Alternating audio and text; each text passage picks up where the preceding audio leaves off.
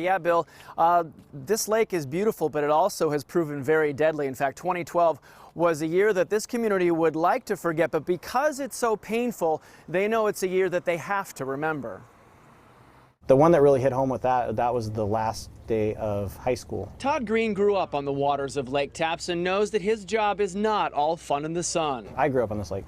I've lived here my whole life. The officer with the city of Bonnie Lake dreads drowning calls every summer. Marine 20 will be on the water on a detail. I mean, it's a sad part of the job. And that day in 2012, local high school student Quentin Boggin, who's memorialized at the center of this drowning victim memorial, lost his life.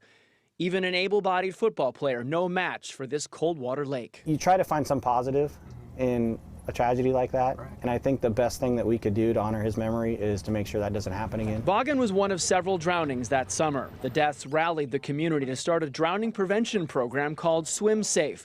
And the lessons here could be life-saving anywhere in our frigid Northwest waters. As long as we have a glacier filling our water bodies here, we're going to have a problem with cold water. Dina Sutherland speaks at schools and assemblies and educates Lakeside, too. She says those ice bucket challenges a few years ago illustrate perfectly the first way Lake Tapps can kill. Called cold water shock, icy water triggers an involuntary gasp.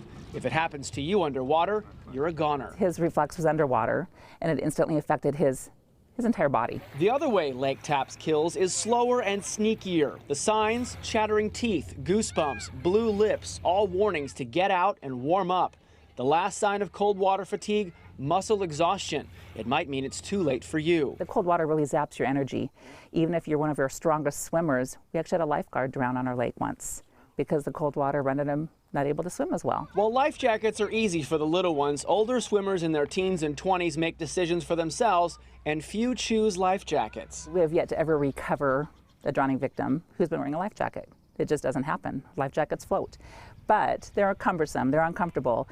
We've heard it all, especially our teens. They really don't want to wear them. And cold water fatigue hits fast, sometimes less than 10 minutes. Todd Green sees it all the time. You can tell they're getting exhausted. And that is where people are getting in trouble. And I can't tell you how many times we were just on the docks where, stop swimming out to the 5-mile-an-hour buoys.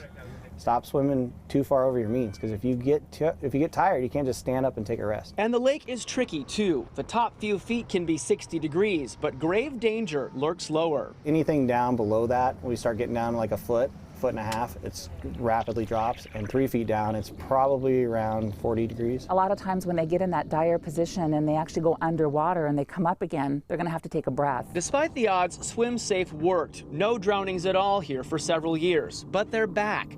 And the Swim Safe folks aren't giving up, instead beefing up education efforts, because the odds here are not in the swimmers' favor. Want to try it yourself? Flip a coin. An average adult has a 50-50 chance of surviving a 50-yard swim in 50-degree water. That sums up this area on Lake Tapps perfectly.